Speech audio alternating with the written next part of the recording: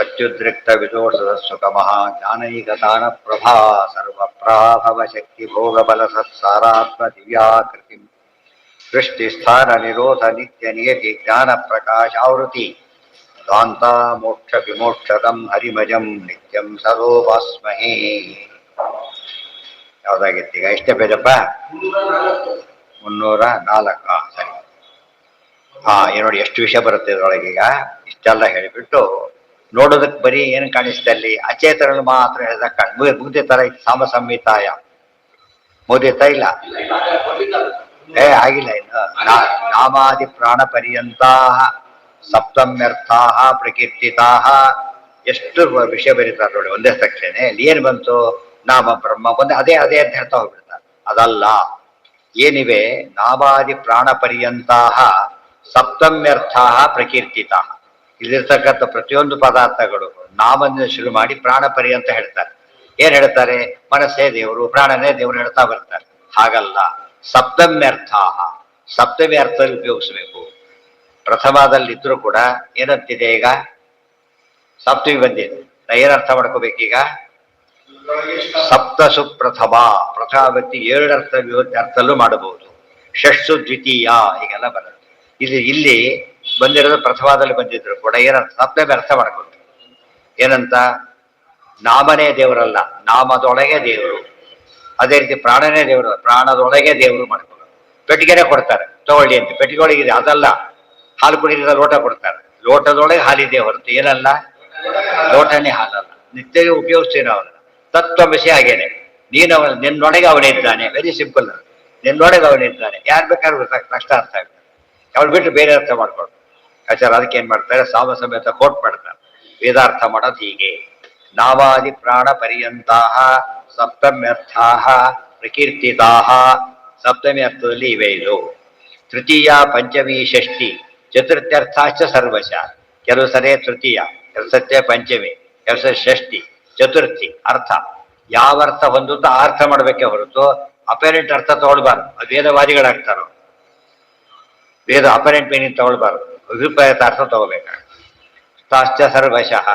ಶಬ್ದಾಸ್ತೆ ಬ್ರಹ್ಮಶಬ್ದೇನ ಸಂಬಂಧೇ ಯುರ್ಯದಾತದ. ಇವೆಲ್ಲ ಫಂಡಮೆಂಟಲ್ಸ್. ಇವು ಅರ್ಥ ಮಾಡ್ಬೇಕಾದ್ರೆ ಮಧ್ಯೆ ಆಯ್ತು ಒಂದು ಕಡೆ ಸೇರಿಸ್ಬಿಡ್ತಾರೆ. ಇದನ್ನೆಲ್ಲ ಬೇರೆ ಕಡೆ ತೆಗೆದು ಸ್ಟಡಿ ಮಾಡಿ ಹಾಕಿದಾಗ ಏನಾಗುತ್ತದ?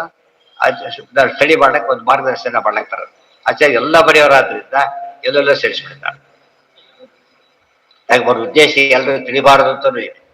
ಕಷ್ಟಪಟ್ಟರೆ ಮಾತ್ರ ತಿಳಿಬೇಕು ಹೊರತು ಬೇರೆ ಅಲ್ಲ. ಶಬ್ದ ಸಾಮಾನ್ಯ ಬರೀ ಚಿಲ್ಕ ಹಾಕ್ತಾರೆ, ಪಕ್ಕಕ್ಕೆ ಹೋಗ ದೂರ ಹೋಗ್ಬೇಕಾದ್ರೆ ಬೀಗ ಹಾಕ್ತಾರೆ, ತುಂಬಾ ದೂರ ಹೋಗ್ಬೇಕು ದೊಡ್ಡ ಬೀಗ ಹಾಕ್ತಾರೆ, ಕೆಲಸಕ್ಕೆ 2 ಹಾಕ್ತಾರೆ, ಜೊತೆಗೆ ಇನ್ನೊಂದು ಬಾಗಿಲು ಮಾಡ್ತಾರೆ ಭದ್ರತೆಗೋಸ್ಕರ. ಎಲ್ಲ ಸುಲಭ ತೆಗಿಲಕ್ಕೆ ಬರೋದಾಗಿದ್ರೆ ಬೀಗ ಹಾಕ್ಬೇಕಾಗಿ. ಯಾರು ಸಂಬಂಧಪಟ್ಟ ಅವ್ರು ಮಾತ್ರ ಸಿಗಬೇಕು. ಬ್ರಾಹ್ಮಣೋಶ್ಯ ಮುಖಂ ಯದ್ವತ್ ಪ್ರತ್ಯ ದೃಷ್ಟಾಂತ ಕೊಡ್ತಾರೆ. ಶಬ್ದಾಸ್ತಿ ಬ್ರಹ್ಮಶಬ್ದೇನ ದೃಷ್ಟ. ಬ್ರಾಹ್ಮಣೋಶ್ಯ ಮುಖ ಮೇಲೆ ಬಂತಿದ್ದು ಬ್ರಾಹ್ಮಣೋಶ್ಯ ಮುಖಮಾಸೀತ್ ಅಂತ. ಹೇಗೆ ಅರ್ಥ ಮಾಡೋದು ತೋರಿಸ್ತಾರೆ. ಸುಮ್ಮನೆ ಓದ್ಬಿಟ್ರೆ ಇವನ ಮುಖ ಬ್ರಾಹ್ಮಣ, ಇವನು ತೋಳುಗಳು ಏನು ಕ್ಷತ್ರಿಯರು, ಆಮೇಲೆ ತೊಡೆಗಳು ವೈಶ್ಯರು ಹೇಳ್ಬಿಟ್ರೆ ನಮಗೇನು ಅನಿಸುತ್ತೆ? ಬ್ರಾಹ್ಮಣರೆಲ್ಲ ಮುಖ, ಇವರೆಲ್ಲ ತೋಳುಗಳು.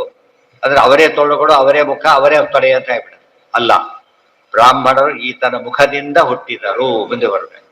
ಬ್ರಾಹ್ಮಣರು ಈತನ ಮುಖದಿಂದ ಅರ್ಥ ಹೇಗೆ ಮಾಡ್ತೇವೆ ಅಂತ ಪ್ರಶ್ನೆ. ಹೇಗೆ ಕೊನೆಯ ಓದಿ ಏನಂತ ಬಂತು? ಕೊನೆ ವಾಕ್ಯ ಏನಿದೆ? ಬದ್ಭ್ಯಾಂ ಶೂದ್ರೋ ಅಜಾಯತ. ಬಿಡಿಸ್ಬಿಟ್ಟು ಅವರೇ ಬಿಡಿಸ್ಬಿಟ್ಟು ಕಾಲಗಳಿಂದ ಸೂರ್ಯ ಹುಟ್ಟಿದ, ಯಾರು ಶೂದ್ರ ಹುಟ್ಟಿದ. ಅರ್ಥ ಆಯ್ತಾ? ಈಗ ಹಿಂದಿನಲ್ಲಿ ಏನ್ ಮಾಡ್ಬೇಕೀಗ? ಚೇಂಜ್ ಮಾಡ್ಬೇಕು, ಎಲ್ಲ ಚೇಂಜ್ ಮಾಡ್ಬೇಕು. ಯಾವ್ದಕ್ಕೆ ಚೇಂಜ್ ಮಾಡ್ಬೇಕು? ಪಂಚಮಿಗೆ ಮುಖದಿಂದ ಬ್ರಾಹ್ಮಣ ಹುಟ್ಟಿದ, ಮುಖಾತ್ ಮಾಡ್ಬೇಕಾಗಿ. ಬದ್ಭ್ಯಾಮ್ ಮಾಡಿದ್ರಿಂದ ಮುಖಾತ್ ಮಾಡ್ಬೇಕು. ಇಲ್ಲಿ ಬಾಹುಭ್ಯಾಮ್ ಮಾಡ್ಬೇಕು, ಇಲ್ಲಿ ಜಾನುಭ್ಯಾಮ್. ಎಷ್ಟು ಸುಲಭ ಆಗ್ಬೇಕು ಹೇಳೋ ರೀತಿ ಅದು. ಅವ್ರಿಗೆ ಬತ್ತಿಗೂ ಬಿಡೋದಿಲ್ಲ. ಅದೇ ಅರ್ಥ ಮಾಡಿ ಮಾಡ್ತಾರೆ. ಕೆಲವರು ಸರಿಯಾಗಿ ಮಾಡ್ತಾರೆ, ಅಲ್ಲಿ ಮಾತ್ರ ಇಲ್ಲಿ ಅಪ್ಲೈ ಮಾಡಲ್ಲ. ನನಗೆ ಅಲ್ಲಿ ಮಾಡಿ ಇಲ್ಲೂ ಮಾಡ್ಲೇಬೇಕಲ್ಲ.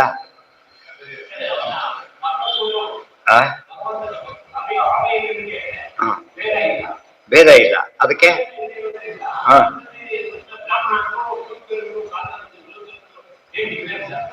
ಅಂದ್ರೆ ಹಾಗಲ್ಲ. ಮುಖದಿಂದ ಹುಟ್ಟಿದಾದ್ರೆ ಸ್ಥಾನ ಇದೆ.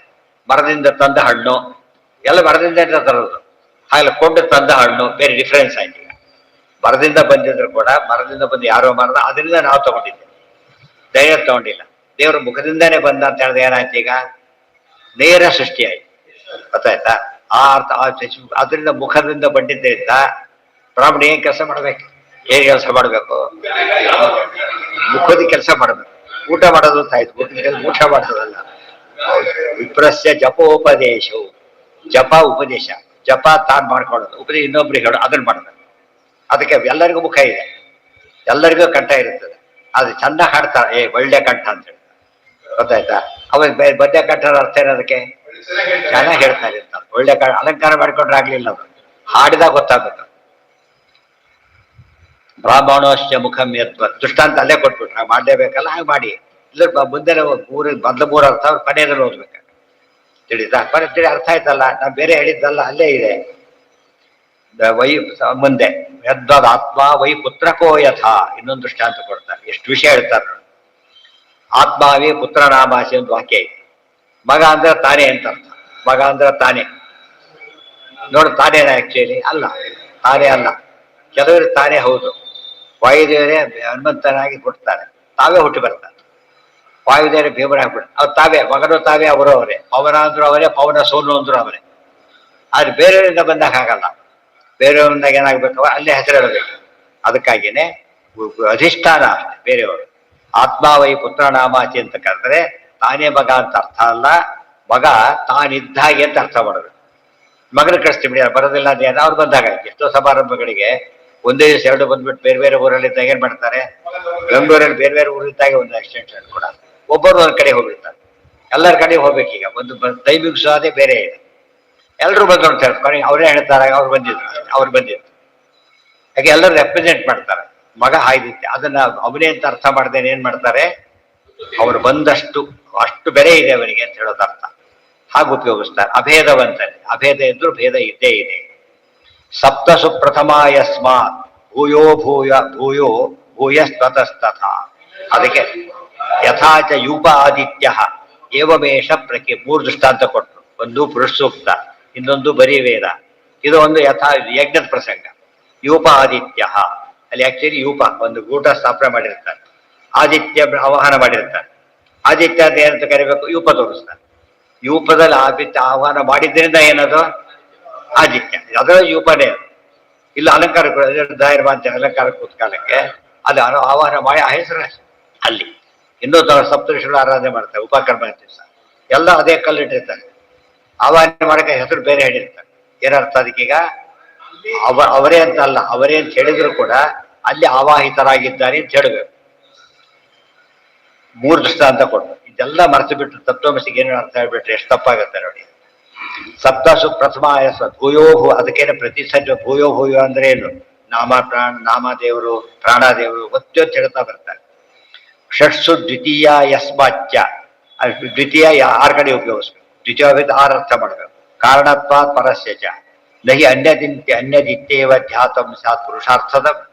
ಇದೆಲ್ಲ ಬಿಟ್ಟುಬಿಟ್ಟು ಮೆಕ್ಯಾನಿಕಲ್ ಅರ್ಥ ಮಾಡಿದರೆ ಡೇಂಜರ್ ಇದೆ, ಮಾಡಬಾರದು. ಮೆಕ್ಯಾನಿಕ್ ಅರ್ಥವನ್ನ ಮಾಡ್ಲಿಕ್ಕೆ ಹೋಗಬಾರದು. ಉದಾಹರಣೆಗೆ ಲೋಟ ಕೊಟ್ಟ ಸರಿ, ಅಗ್ನಿ ಕೊಡು, ಕೈಲಿ ಹಾಕಿದ. ಲೋಟ ಕೈಲಿ ಅಗ್ನಿ ಕೈಲಿ ಹಾಕಿಬಿಟ್ಟ, ಏನಾಗತ್ತಾಗ? ಅನರ್ಥಕ ಸುಟ್ಟೋಗೋದು ಕೈ ಅಷ್ಟೇ. ಅರ್ಥ ಅಗ್ನಿ ಕೊಡು ಅಂದ್ರೆ ಅಗ್ನಿ ಕೊಡ ಆ ರೀತಿಯಲ್ಲೇ ಕೊಡು, ಲೋಟ ಕೊಡೋ ರೀತಿಯಲ್ಲೇ ಕೊಡು, ಆ ರೀತಿ ಹೇಳ್ಬೇಕು. ಅಗ್ನಿ ಕೊಡೋ ಮೆಥಡ್ ಇದೆ ಕೊಡ್ಬೇಕಾದ್ರೆ, ಆ ರೀತಿ ಕೊಡು.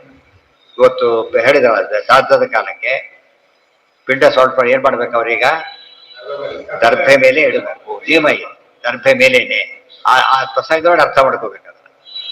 ಭೂಯಸ್ತತಸ್ತಥ ಷಟ್ಸು ದ್ವಿತೀಯ ಯಸ್ಮಾಚ್ಚ ಕಾರಣತ್ವಾತ್ ಪರಸ್ಯಚ ನಹಿ ಅನ್ಯದಿತ್ಯೇವ ಧ್ಯಾತಂ ಸ್ಯಾತ್ ಪುರುಷಾರ್ಥದ.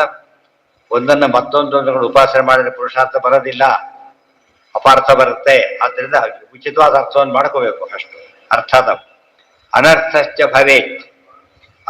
ಅರ್ಥದಂ ಅಲ್ಲ, ಅನರ್ಥದಂ ಹೌದು. ಅರ್ಥದಂ ಅಲ್ಲ ಅಂದ್ರೇನು? ಪುರುಷಾರ್ಥ ಕೊಡ್ಲಿಲ್ಲ ಅಷ್ಟೇ. ಅನರ್ಥದಂ ಕೆಟ್ಟದ್ದು ಬೇರೆ ಮಾಡಿತು, ಕೆಲವು ವೇಸ್ಟ್ ಆಗುತ್ತಷ್ಟೇ, ಅದು ಡೇಂಜರ್ ಇಲ್ಲ. ಕೆಲವು ಹಾಗೆಲ್ಲ ಡೇಂಜರ್ ಬೇರೆ ಆಗ್ಬಿಡುತ್ತೆ. ಅದು 2 ಆಗುತ್ತೆ. ಹುಷಾರಾಗಿರಿ ಅಂತ. ಯಾವುದನ್ನ ಬರೀ ಈ ಪದಾರ್ಥ ತಿಳ್ಕೊಂಡ್ರೇನೆ, ಯಾವ ಪದಾರ್ಥ ಲೌಕಿಕ ವಿಚಾರಗಳು ಇಷ್ಟು ತಿಳ್ಕೊಂಡ್ರೇನೆ ಅವನರ್ಥ ಆಗ್ಬೇಕಾದ್ರೆ, ದೇವ್ರ ಬಗ್ಗೆ ತಿಳ್ಕೊಂಡ್ರೆ ಎಷ್ಟು ಕೆಟ್ಟದಾಗೋದಿಲ್ಲ. ಏನೋ ಚಿಪ್ಪು ನೋಡಿದ, ಕಪ್ಪೆ ಚಿಪ್ಪರ ಬೆಳ್ಳಿ ಅಂತ ತಿಳ್ಕೊಂಡು ತಗೊಂಡು ಹೊರಟ, ಆಮೇಲೆ ನೋಡಿದ ಬೆಳ್ಳಿ ಯಾರು ಆರ್ಡರ್ ಕೊಟ್ಬಿಟ್ರೆ ಬೆಳ್ಳಿ ಕೊಟ್ಟು ಮಾಡಿಕೊಡೋದು ಆಮೇಲೆ ಅಲ್ಲೇ ಇಲ್ಲ, ಮೋಸ ಹೋಗ್ಬಿಟ್ಟ. ಇದರಿಂದ ಸ್ವಲ್ಪ ಲಾಸ್ ಆಯ್ತು, ಸ್ವಲ್ಪ ಟೈಮ್ ವೇಸ್ಟ್ ಆಯ್ತು ಸ್ವಲ್ಪ. ಆದ್ರೆ ಇನ್ನೊಂದು ದೊಡ್ಡ ವೇಸ್ಟ್ ಮಾಡ್ಕೊಂಡ್ಬಿಟ್ಟ. ಅವಾಗ ಏನಾಯ್ತು, ಯಾವುದೋ ವಸ್ತು ಏನೋ ಅಂತ ತಿಳ್ಕೊಂಡ್ಬಿಟ್ಟ. ಸತ್ಯ ಹೋಗ್ತಾರೆ ಕೆಲಸ. ಆದ್ರೆ ಲಾಂಗ್ ಮೆಡಿಸಿನ್ ತಗೊಂಡ್ರೆ ವಾಸಿ ಆಗೋದಿಲ್ಲ, ಅಲ್ಲ ಪ್ರಾಣನೇ ಹೋಗ್ಬಿಡ್ಬೇಕು. ಎಷ್ಟು ಹುಷಾರಾಗಿರ್ಬೇಕು. ಆದ್ರಿಂದ ತಪ್ಪಾರ್ಥ ಮಾಡಬೇಡಿ. ನಹಿ ಅನ್ಯದಿತ್ತೇವ ಧ್ಯಾತಂ ಸ್ಯಾತ್ ಪುರುಷಾರ್ಥದಂ ಅನರ್ಥಶ್ಚ ಭವೇತ್ ತಸ್ಮಾತ್ ವೃತ್ತೇ ರಾಜೇತಿ ಬೋಧವತೆ. ದೃಷ್ಟಾಂತ ಕೊಟ್ಟು ವೃತ್ತೇನೇ ರಾಜ ಅಂತ ತಿಳ್ಕೊಂಡ್ಬಿಟ್ರೆ ಹೇಗಿರುತ್ತೆ, ತಪ್ಪಾಗೋದಿಲ್ಲ. ರಾಜ ಭೃತ್ಯನೇ ವೃತ್ತೇನೆ. ಅದೇ ಪೋಸ್ಟ್ ಮ್ಯಾನೇ ಅಪ್ಪ ಅಂತ ತಿಳ್ಕೊಂಡ್ರೆ ಏನಾಗುತ್ತೆ ಯೋಚನೆ ಮಾಡಿ. ಗೊತ್ತಾಯ್ತಾ? ಇದು ಈ ತರ ಅಪಾರ್ಥ ಆಗ್ತದೆ, ಮಾಡಿ ತಿಳ್ಕೊಳ್ಬಾರ್ದು. ರಾಜಪೂಜಾಂ ಯಥಾ ವೃತ್ತೇ ಕುರ್ಯಾದ್ ರಾಜ ಹಿನಸ್ತಿ. ರಾಜ ಮರ್ಯಾದೆನ ನಾನೇ ರಾಜ ಅಂತ ಸುಳ್ಳು ಹೇಳ್ಕೊಂಡು ತಗೊಂಡ್ಬಿಟ್ರೆ ರಾಜ ಗೊತ್ತಾದ ತಕ್ಷಣ ಏನ್ ಮಾಡ್ತಾನೆ, ಪನಿಷ್ ಮಾಡ್ತಾನೆ ಇಮಿಡಿಯೇಟ್. ಹಾಗೆ ಮಾಡಿಸ್ಕೊಂಡ್ಬಂದೆ ಒಳಗೆ ಹಾಕಿರ್ತಾರೆ. ಆದ್ರೆ ರಾಜನ ಪ್ರತಿನಿಧಿಯಾಗಿ ತಂದ್ರೆ ಒಪ್ಪದ ದೋಷ ಇಲ್ಲ. ಇಲ್ಲ ಸರ್ ನಿಮ್ಮನ್ನು ಕರೆದ್ರು ನಾನು ಗುರ್ತಿಸ್ಕೊಂಡು ಬಂದೆ, ಎಷ್ಟೋ ತರ್ತಿ ಅವರೇ ಇಶ್ಯೂ ಮಾಡಕ್ ಆಗೋದಿಲ್ಲ ಕೆಲವನ್ನ, ಅದು ತಪ್ಪಲ್ಲ. ಅವರೇ ಇಶ್ಯೂ ಮಾಡಿ ಹೋಗ್ಬಿಟ್ರೆ ತಗೊಂಡು ಕೊಡಬೇಕು. ಅವರು ಅವ್ನು ಕಳಿಸಿರೋ ಜಾತಕ್ಕೆ ನನ್ನ ಪರವಾಗಿ ನೀನು ಹೋಗು ಅಂದ್ರೆ ಕೊಟ್ಟು ಇಸ್ಕೊಂಡು ನಮಗೆ ಕೊಡು ಅಂತ ಅರ್ಥ. ತಾನೇ ತಿಳ್ಕೊಂಡು ಅಲಂಕಾರಕ್ಕೂ ತೋರ್ಕೊಂಡು ಏನ್ ಮಾಡ್ಬೇಕು, ನನ್ನ ಊಟ ಆಯ್ತು ಅಂತ ಕೊಡಬಾರ್ದು. ಏನ್ ಮಾಡ್ಬೇಕು, ಅದನ್ನ ದೇವ್ರಿಗೆ ಅರ್ಪಣೆ ಮಾಡ್ಬೇಕು. ಅವಾಗ ಅವ್ರಿಗೆ ಕೊಟ್ಟವ್ರಿಗೆ ಪುಣ್ಯ ಬರುತ್ತೆ, ಇವನೇ ತಗೊಂಡ್ರೆ ಪಾಪ ಬರುತ್ತೆ. ಅದಕ್ಕೆ ಕೂಡಿಸ್ಬೇಕಾಗ ಎಂಥವ್ರು ಕೂಡಿಸ್ಬೇಕಾಗ ಅನುಸಂಧಾನ ಇರ್ಬೇಕು. ನಮಗಲ್ಲ ಈ ಕ್ಯಾಶಿಯರ್ ದುಡ್ಡು ಕೊಟ್ಟಾಗ ನಂದಲ್ಲ ಅಂತ ಇಸ್ಕೊತಾನೋ ಇಲ್ವೋ, ನನಗಲ್ಲ ನಂದಲ್ಲ. ಅವನಿಗೆ ಕೊಟ್ಟರೆ ಬೇಜಾರು ಮಾಡ್ಕೊತಾನ. ಎಷ್ಟು ದುಡ್ಡು ಕಸಿ ಒಂದ್ಸರ್ತಿ ಟೆನ್ಷನ್ ಮಾಡ್ಕೊಂಡ್ಬಿಡ್ತಾರ. ಸ್ವಲ್ಪ ದೂರ ಹೋಗ್ರಿ ನಂಗೆ ಸುಸ್ತಾಗಿದೆ ಅಂತ ಅವ್ರಿಗೆ ಕೊಟ್ಟು ಬೇಜಾರು ಮಾಡ್ಕೊಂಡ್ಬಿಡಿಲ್ಲ. ಅದಕ್ಕೆ ಅವಂದು ಇದು ಹಾಗಲ್ಲ, ಇನ್ನೊಬ್ರದ್ದು ಆ ಎಚ್ಚರ ಇರಬೇಕು. ಸತ್ಯ ಜವಾಬ್ದಾರಿ ಜಾಸ್ತಿ ಆಗುತ್ತೆ ಇನ್ನೊಬ್ರದ್ದು. ಕೆಲವೊಮ್ಮೆ ರಿಲೀಫ್ ಸಿಗುತ್ತೆ, ಕೆಲವೊಮ್ಮೆ ತಂದು ಹಿಡ್ದಾಗ ಆ ಸಂದರ್ಭ ನೋಡಿ ಅರ್ಥ ಮಾಡ್ಬೇಕೆ ಹೊರತು ಏನೇನೋ ಮಾಡಬಾರದು. ತದ್ವಶತ್ವಾತ್ ಯಥಾವೃತ್ಯ ಏವಂ ನಾಮಾದಿಕಂಚಯ. ಅವನೇ ಅಂತ ಕೆಲಸಕ್ಕೆ ಕರೆದ್ರೆ ಅದು ವೃತ್ಯಾಂಬರ್ಥದಲ್ಲಿ ಕರೆದಿದ್ದಾರೆ ಹೊರತು ಅವನು ಅಂತ ಅರ್ಥ ಅಲ್ಲ. ಉಪಾಸ್ತೆ ಬ್ರಹ್ಮರೂಪೇಣ ತಂ ಬ್ರಹ್ಮ ಅಥ ಇತರಾಡಿ ಚ ಪಾದಯಂತಿ ತಮಸ್ಯಂದೆ ತಸ್ಮಾನ್ ನೇಕ್ಷೇತ ತಾಂಸ್ತಥಾ ಇತಿ ನಾಮ ಸಂಹಿತಾಯಾಮ್. ಉಪಾಸ್ತೆ ಅದಕ್ಕೆ ಏನು ಉಪಾಸ, ಇನ್ನು ಎಲ್ಲ ಐತೀಗ ಸಿಂಪಲ್ ಬೇಕು. ಮಾತೃದೇವೋ ಭವ, ಪಿತೃದೇವೋ ಭವ, ಇವೆಲ್ಲ ಏನು ಆಚಾರ ಪ್ರತ್ಯೇಕ ಅರ್ಥ ಬರೆದಿಲ್ಲ, ಅದಕ್ಕೆ ಬರೆದ್ಬಿಟ್ಟಿದೆ. ತಾಯಿನೇ ದೇವರೆಂದು ತಿಳಿ ಅಲ್ಲ, ತಂದೆ ದೇವರು. ತಾಯಿಯಲ್ಲಿ ದೇವರಿದ್ದಾನೆ ಎಂದು ತಿಳಿ, ತಂದೆಯಲ್ಲಿ ದೇವರಿದ್ದಾನೆ ಅಂತ ತಿಳಿ. ಎಷ್ಟು ಸುಲಭ ಆಗೋಯ್ತು, ಗೊತ್ತಾಯ್ತಾ? ಇದು ಅರ್ಥ ಅದು ಬರೆದಿಲ್ಲ, ಇದು ಮಾಡಿಕೊಳ್ಳಿ ಅಂತೇಳಿ. ಇದು ಬರೆದಿಲ್ಲ ಆದ್ರಿಂದ ಹೇಳೋದಿಲ್ಲ, ಅಥವಾ ಏನಾರು ಹೇಳ್ತೀವಿ ಅಂದ್ರೆ ತಪ್ಪು. ಇದು ಬೇಸಿಸ್ ಇಟ್ಕೊಳ್ಳೇಬೇಕು. ಅವಾಗ ಏಕಂಚಯ ಉಪಾಸ್ತೆ ಬ್ರಹ್ಮರು ಅಕ್ಬಾ ಹೆಚ್ಚು ಕಡಿಮೆ ಆಯ್ತು ಅಂದ್ರೆ ಸಣ್ಣ ಪುಟ್ಟ ಶಿಕ್ಷೆ ಸಿಗೋದಿಲ್ಲ. ಅಂಧೇ ತಮಸಿ ಪಾತಯಿ, ಅಂಧನ್ ತಮಸಿಗೆ ಬಿದ್ದು ಹಾಳಾಗಿ ಹೋಗ್ತಾನೆ. ತಸ್ಮಾನ್ ನೇಕ್ಷೇತ ತಾಂಸ್ತಥ. ಅದರಿಂದ ಎಂದೂ ಕೂಡ ಅವರನ್ನು ಆಯಾ ವಸ್ತುಗಳನ್ನು ಅಭೇದದಿಂದ ನೋಡದೇನೆ ಯಾವ ರೀತಿಯಲ್ಲಿ ನೋಡಬೇಕು ಹಾಗೆ ನೋಡಬೇಕು ಅಂತ ವಿವರಣೆ ಕೊಡ್ತಾರೆ. ಇಷ್ಟು ಕೊಟ್ಟ ಮೇಲೆ ಇಡೀ ವೈದಿಕ ಸಾಹಿತ್ಯದಲ್ಲಿ ಎಲ್ಲಿ ಅಭೇದ ಅರ್ಥ ಬರುತ್ತೋ ಅದು ಹೇಗೆ ಮಾಡಬೇಕು ಅಂತ ರೂಲ್ಸ್ ಅದಿಷ್ಟು. ಅದೇನು ಅವೇ ಹೇಳಿದ ರೂಲ್ಸ್ ಅವೆಲ್ಲ ಸಾಮ ಸಮೇತ ವೇದದ ಭಾಗ. ಅವರೇ ನೋಟ್ ಕೊಟ್ಟಾಗ ಏನೋ ಮಾಡಾಗಿಲ್ಲ, ಅವರೇ ನೋಟ್ ಕೊಟ್ಬಿಟ್ರೆ ಬೇರೆ ಇದಿಲ್ಲ. ಅಬ್ರಿವೇಷನ್ ಇದೆಯಪ್ಪ, ಈ ನಾನು ಬರ್ಸ್ತಾ ಮೀನಿಂಗ್ ಇಲ್ಲೋ ಅಂತ ಹೇಳ್ಕೊಂಡು ಅದನ್ನೇ ಅರ್ಥ ಮಾಡ್ಬೇಕು. ನಾವು ಅರ್ಥ ಮಾಡ್ಕೊಂಡಾಗಲ್ಲ. ಯಾವ ದೃಷ್ಟಿಯಿಂದ ರೆಪ್ಯುಟೇಷನ್ ಇಟ್ಕೊಂಡಿದ್ದಾನೋ ಹಾಗೆ. ಐತರಿ ಅಂತ ಅನ್ಕೊಂಡಿದ್ದ, ನಾನು ಕಂಡುಕೊಂಡಿದ್ದೇನೆಪ್ಪ. ಟಿ ತೈತರಿ ಅಂತ ಅನ್ಕೊಂಡಿದ್ದೆ, ಬೇರೆ ಕಡೆ ಅರ್ಥ ಕೊಟ್ಟು ಹಂಗೆ ಟೀನೇ ಕೊಡ್ಬೋದಲ್ಲ ಬೇಕಾರೆ. ಇಲ್ಲಿ ಹಾಗಲ್ಲ, ನಮ್ಮ ಅರ್ಥ ಹೀಗೆ, ಅದ್ರ ಪ್ರಕಾರ ಓದ್ಕೋಬೇಕು, ಬೇರೆ ಓದ್ಕೊಡಾಗಿಲ್ಲ. ವೇದ ಬರೆದವ್ರಿಗೆ ಮಾತು ಹೇಳಿದ ಮೇಲೆ, ವೇದ ಉಪದೇಶ ಮಾಡಿದವ್ರಿಗೆ ಮಾತು ಹೇಳಿದ ಮೇಲೆ ಏನ್ ಮಾಡಬಾರ್ದು, ಬೇರೆ ಅರ್ಥ ಮಾಡ್ಲಿಕ್ಕೆ ಹೋಗ್ಬಾರ್ದು. ಅವ್ರ ಅವೇರೆಷ್ಟು ಕೆಲಸತ್ತೆ ಅಪ್ರಿಷಿಯೇಷನ್ಸ್ ಕೊಡ್ತಾರೆ, ಕೆಲಸತ್ತೆ ಎರಾಟ ಕೊಡ್ತಾರೆ, ತಪ್ಪು ಪ್ರಿಂಟ್ ಆಗಿರುತ್ತೆ ಎರಾಟ ಕೊಡ್ತಾರೆ. ಯಾತಕ್ಕೆ ಅಂದ್ರೆ ಯಾರೋ ತಪ್ಪು ಅಂತ ಹೇಳಕ್ ಬಂದ್ರು, ಬನ್ನಿ ನಾನೇ ಕೊಟ್ಟಿದ್ದೆ ನೋಡಿ ಅಂತ. ಅವ್ನು ಕೊಟ್ಟಿದ್ದು ತಪ್ಪಂದ್ರೆ ಓದಿಲ್ಲ ಅಂತ ಅರ್ಥ. ಅವ್ನು ಕೊಡದೆ ಹೋಗಿದ್ದು ತಪ್ಪು ಮಾಡಿದ್ದಾರೆ ಅಂತ. ಈ ಅರ್ಥ ಮಾಡ್ಕೊಂಡು ನಾವು ಹೇಗೆ ತಿಳ್ಕೊತೀವೋ ಹಾಗೆ ತಿಳ್ಕೋಬೇಕು. ಇದಿಷ್ಟು ರೂಲ್ಸ್. ಇದು ನಾಳೆ ಇನ್ನೂ ತುಂಬಾ ಹೇಳ್ತಾರೆ ಈ ಬಗ್ಗೆ, ಇದು ಯಾವ ರೀತಿ ಏನೇನಾಗತ್ತೆ. ಇದಿಷ್ಟು ಸರಿಯಾಗಿ ಓದ್ಕೊಂಡ್ಬಿಟ್ರೆ ವೇದಾರ್ಥಕ್ಕೆ ದೊಡ್ಡ ಕಾಂಟ್ರಿಬ್ಯೂಷನ್. ಸರ್ವೇಂದ್ರಿಯ ಪ್ರೇರಕೇಣ ಶ್ರೀ ಪ್ರಾಣಪತಿ ನೇದಿತ ಯದಭೂಷ ಮಹಂತೇನ ಯತಾಂ ಆನಂದ ವರದೆ ದಾನವಾರಣ್ಯ ಪಾವಕೆ ಜ್ಞಾನದಾಯಿನಿ ಸರ್ವೇಶಿ ಶ್ರೀನಿವಾಸೇ